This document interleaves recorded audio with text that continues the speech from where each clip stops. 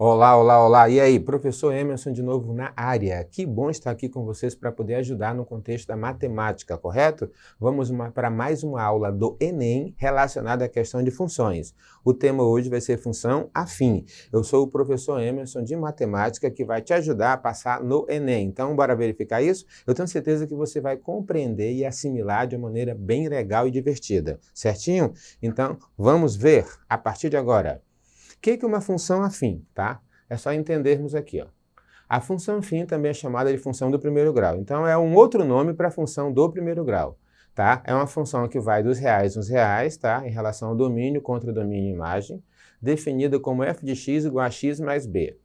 Lembrando que esse A tem um nome e o B também. Isso aqui é importantíssimo para que a gente possa trabalhar as ideias relacionadas a esse contexto, sendo A e B números reais.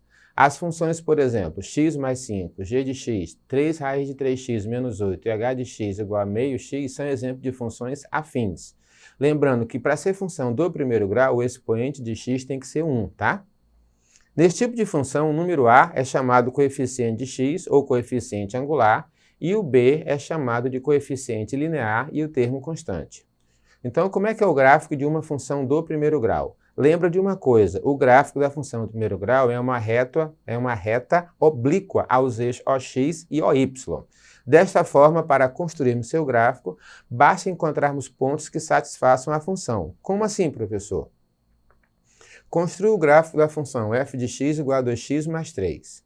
Lembrando que eu tenho que entender o sinal daqui, se é positivo ou negativo, para me ter uma noção. Toda função do primeiro grau, o expoente de x é 1. Isso aqui sempre vai dar uma reta, tá? É não esquecer desse detalhe. Só que, em relação ao x, para cada valor de x, eu vou ter uma resposta aqui. Então, bora substituir? Eu vou pegar o valor de x do domínio igual a menos 2, menos 1, 0, 1 e 2. Onde tiver x, eu vou substituir por esses valores, tá? Então, quando x for menos 2, a resposta vai ser menos 1. Quando x for menos 1, a resposta vai dar 1. Quando x for 0, a resposta dá 3. Quando x for 1, tá? A resposta é 5. E quando x for 2, a resposta é 7. Eu vou entender, então, que para cada valor de x, eu vou ter uma resposta, que a gente chama em y, que é a imagem. Então, olha só isso aqui, ó. X, que vai do menos 2 até o 2. Tá? Qual é a imagem de menos 2? É menos 1. Por isso que o menos 2 está indo para o menos 1. Certinho? E quando for menos 1, o menos 1 aqui está indo para o 1. Quando x for 0, a imagem é 3. Então, marca em cima do eixo y, tá? Quando x for 1, dá para perceber aqui, está indo para o 5. E quando x for 2, está indo para o 7, tá? É só você entender essa situação aqui, ó. Então, aí aqui eu vou unir os pontos e isso aqui forma uma reta. A gente vai já ver que isso aqui é uma função crescente, tá?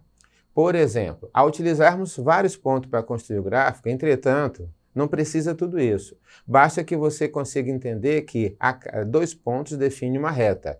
Então, se você utilizar os pontos 0, y, x e 0, eu vou conseguir ter a dimensão dessa reta, tá? Então, vamos entender. O coeficiente linear e angular, tá? O cara que está do lado do x, é o A, é chamado coeficiente angular. Ele vai dar o grau de declividade dessa reta, a inclinação, tá? E o A constante B é chamado coeficiente linear. Lembrando que isso aqui vai nos ajudar muito, por quê? Se você visualizar aqui, quem é o meu A e quem é o meu B? O A é 2 e o B é 3.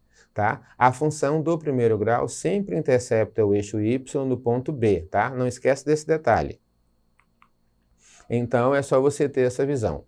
Quando uma função apresentar o coeficiente angular igual a 0, nós temos o que a gente chama de função constante, tá? Então, ela vai simplesmente ser uma reta paralela ao eixo x. Se eu tenho f de x igual a 4, ela vai traçar aqui, e vai tocar no 4. Se aqui fosse 5, ela passaria aqui no 5, e assim sucessivamente. Ao passo que, quando b é igual a 0, a igual a 1, a função é chamada função identidade. Nesse caso, função identidade porque só vai ter o x. Tá? Então, nesse caso, se eu tenho f de x igual a x, eu tenho o que a gente chama aqui, ela torna-se a bissetriz dos quadrantes ímpares, tá? Então, toda vez que o b é 0, ela vai passar aqui no 0. É uma reta. Então, Temos ainda que quando o coeficiente linear é igual a zero, b é igual a zero, a função é chamada linear, tá? Ó, f de x igual a 2x. Eu tenho que ter o a e o b. Só tem o a, que é o cara que acompanha o x. Se o b é zero, significa, tá, que ela é chamada função linear, tá? Ela pode ser tanto crescente quanto decrescente. Para cada valor de x, aqui tu multiplica por 2. Para cada valor de x aqui, a gente multiplica por menos 3. Olha o gráfico da função f de x igual a menos 3x, por exemplo, tá? É só para que você possa identificar aqui, ó.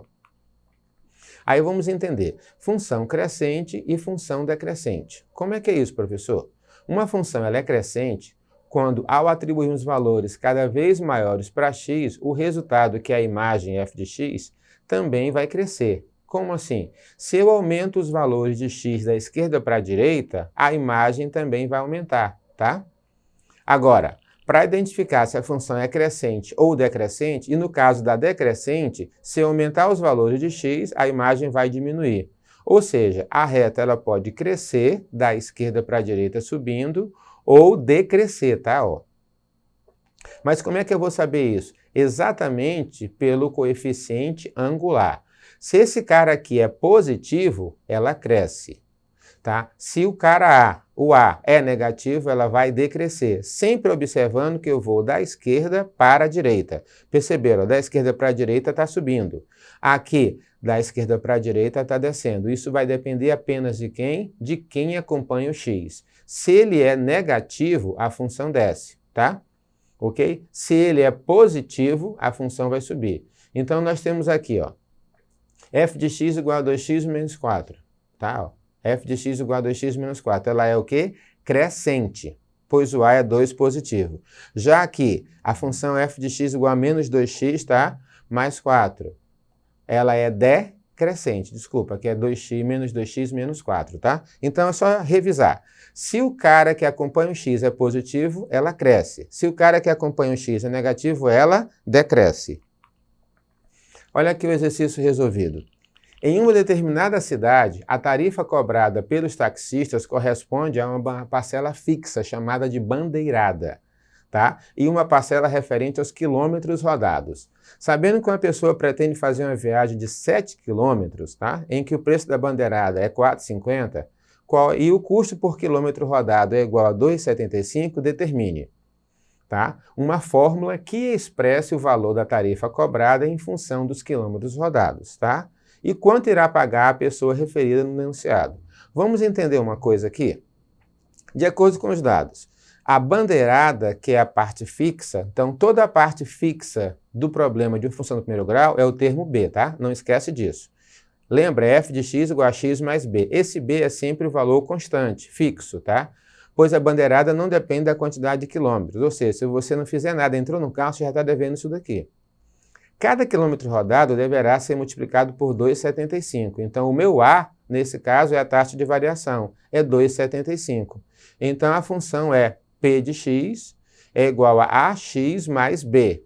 Quem é o meu A? 2,75. Quem é o meu B? 4,5. Aqui está a função solicitada na questão, tá? Agora, vamos ver o B, tá? Que está pedindo aqui, ó. Quanto irá pagar uma pessoa? Já definimos a função, então ela vai andar 7 km, ó, uma viagem de 7 km. Então isso aqui vai ser o valor de x, tá? Então vai ficar 2,75 vezes 7 mais 4,5. Dá 19,25 mais 4,5, 23,75 é o custo dessa viagem de 7 km, tá? Então é só entender isso aqui bem direitinho para não ficar dúvidas, ok? Só para revisar. Uma parte fixa é sempre o valor de B, tá? Então é só você não esquecer esse detalhe aí. Vamos ver esse 2 agora, tá? O dono de uma loja de moda de praia teve uma despesa de 950 na compra de um novo modelo de biquíni. Ele pretende vender cada peça desse biquíni por R$ 50. A partir de quantas peças vendidas ele passará a ter lucro? Aqui muda totalmente o contexto em relação ao problema anterior. Ele teve uma despesa de 950, tá? E ele pretende vender cada peça de R$ 50. Então, nós temos que compreender a partir de quantas peças vendidas ele passará a ter lucro. Eu vou chamar de x a quantidade de peças vendidas, ok? O lucro do comerciante será dado pela seguinte função. Como é a função do primeiro grau, f de x igual a x mais b. Lembrando que ele tem uma despesa. Se ele tem uma despesa, o meu b aqui é menos 950, correto? E ele não vai vender cada peça por 50, então vai ficar 50 é o meu A. Como assim, professor? É pegar 50 multiplicado pela quantidade de biquínis, menos 950, que é a despesa, que ele já tem isso aqui como despesa inicial. É só tu lembrar desse detalhe, tá? Ao calcularmos f de x igual a zero, eu vou pegar essa função e igual a zero para me saber qual é o meu ponto limite aqui, para me saber, tá, o ponto de equilíbrio. Iremos descobrir a quantidade de peças necessária para que o comerciante não tenha nem lucro nem prejuízo. Então, primeiro eu quero saber, tá, o meu ponto zero. Pega a equação e iguala a zero, menos 950 passa para lá positivo, o 50 que está multiplicando passa dividindo, eu encontrei x igual a 19. Mas o que significa isso? Vamos compreender. Se ele vender acima de 19 peças, ele terá lucro. Mas como assim? Não estou entendendo. O que é 19? Tá? É o meu ponto de equilíbrio. Então, que vai zerar. Ao zerar, ele não vai ter aqui nem lucro, nem prejuízo. A questão está pedindo a partir de quantas peças ele passará a ter lucro. Então, a partir de quantas peças X ele vai ter lucro. Se ele vender 19 peças, ele não vai ter lucro nem prejuízo. Ele apenas igualou o que ele aplicou. Menos que 19 peças, aí ele vai estar no saldo negativo. Passou de 19 peças, ele vai começar a ter lucro. Isso aqui é uma ideia que para o Enem é importantíssima. Por quê? Porque isso aqui é, na prática, o uso e a atribuição, tá, de uma função do primeiro grau. É importantíssimo que você entenda essa circunstância, ok? Então, colocando isso aqui na prática, é só nós entendermos. E, professor, por que ficou 50x menos 950? X é a quantidade de peças. Cada peça, R$50. Qual é o meu saldo negativo? Ele já está devendo de despesa 950 negativo. Então é só fazer 50x menos 950, ok? É só lembrar desse detalhe. Por que igualou a zero? Porque eu vou encontrar o meu ponto de equilíbrio para saber realmente com quantas peças eu igualo, para que a despesa possa ser zerada. A partir do momento que passa de 19, aí eu vou entender que vai ter lucro. Se vender menos que 19 peças, ele terá o quê? Prejuízo. Essa é a ideia, certinho? Até porque aqui está dizendo a partir de quantas peças ele passará a ter lucro, tá? É só lembrar isso daqui. Então vem comigo aqui para você entender. Você que tem dificuldade em função do primeiro grau é muito recorrente no Enem. Então o que você está esperando? Revisa essa aula, dá uma nova olhada, tá? Compreende melhor e verifica o que você não entendeu direito. Revisa, depende de você. Certinho? Sou o professor Emerson, até a próxima.